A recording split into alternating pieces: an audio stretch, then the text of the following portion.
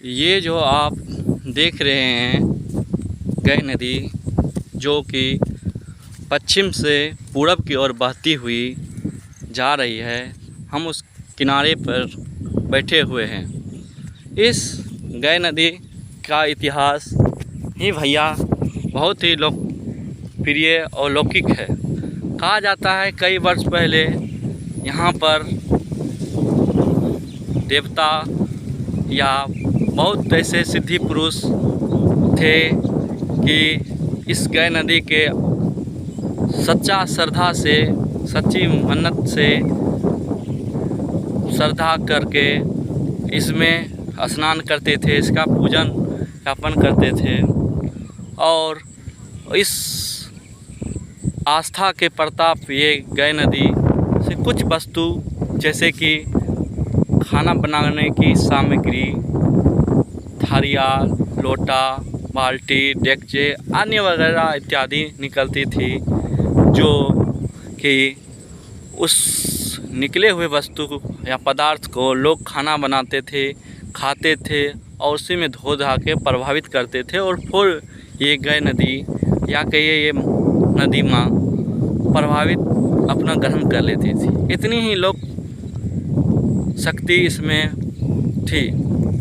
और इस नदी की जो उद्गम है मोटा मोटी नेपाल के रास्ते सप्तकोशी का ही एक पार्ट है, जो कि ये बहती हुई सप्तकोशी विराटनगर,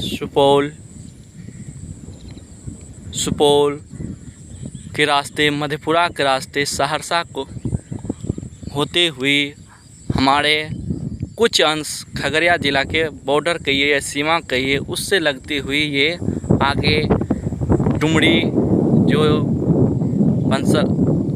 उसराहा पुल कहते हैं उस जाके वहाँ मिलती है। और इसका समापन आगे कुर्सेला नदी अर्थात काढ़ाकोला में गंगा जी में इसका मिलन होता है। तो मेरे कहने का यही तात्पर्य है कि इस नदी का लंबाई लमसम 2722 किलोमीटर है। और इस नदी पर अवस्थित शहर कहे या पंचायत कहे या बसे हुए लोग की भी इतिहास है। आप इस नदी के उस पार जो देख रहे हैं बनवा इटहरी की में हमारे अभी जो वर्तमान के सांसद जी हैं श्री दिनेश चंद्र यादव, जो इसका पैतृक गांव कहे या जन्म स्थान कहे यहीं के है, जो कि 2009 से 14 तक हमारे खगड़िया लोकसभा के सीट का मेंबर भी रह चुके हैं। वो अपने क्षेत्र के लिए वाकई में विकास पुत्र है, वाकई में वो विकासशील इंसान है। वो अपने क्षेत्रों के लिए ऐसा ऐसा काम कर गए या कर रहे हैं, उनके मरने के कार्यकलाप भी उन्हें लोग बड़े भाव और प्यार से याद रखेंगे। और होना भी चाहिए भाइयों, क्योंकि हम जन्म धरती पर हम सभी का जन्म हुआ है। कर्तव्य भी है कि हम समाज, देश, इस जगत के लिए कुछ ऐसा काम कर जाए या ऐसा काम छोड़ जाए कि हमें जाने के बाद हमारे नाम, हमारे यश, कीर्ति का नाम हो। चलिए, और इसके आगे बनकट्टी पंचायत है, जिसका भी मुखिया एकदम तेज तर्रार विकासशील भिंसी यादव उर्फ राजेश यादव है, जो कि बेचारा अपने काम के प्रति सजग है। फिर हम अपने पंचायत के बारे में बोलते हैं कि हमारे पंचायत के जो नवनियुक्त मुखिया हुए हैं मोहम्मद आजमुद्दीन, वो भी बहुत ही युवा पंथी के नए सरकार से हम लोग या मुखिया बने हैं। हम लोगों को भारी उम्मीद है या आशा है कि ये भी सब समाज के विभिन्न धारा को लेकर विकास करेंगे, साथ लेके चलेंगे, जनहित का काम करेंगे। तो मेरे कहने का ये तात्पर्य है भाइयों या दोस्तों, नदी हमारे समाज, गांव या संस्कृति का एक अंग है। इसकी साफ सफाई, इसकी देखभाल, इसका रख रखाव हमारे समाज या हम लोग या आप सब लोग का दायित्व है। ये नदी के कारण कितनी ही दूषित वातावरण को ये ग्रहित करती है। इसके कारण हमारे आसपास की ज़मीन हरियाली, नमी या खुशहाल है। हम बहुत भाग्यशाली है कि हमारे पंचायत में ऐसी नदी गुजरी हुई। चलिए, और हमारे गांव के कुछ पर्यटन है, देखने लायक चीज़ है, हम आप लोगों को दिखा रहे हैं, जो कि आप चलते हैं।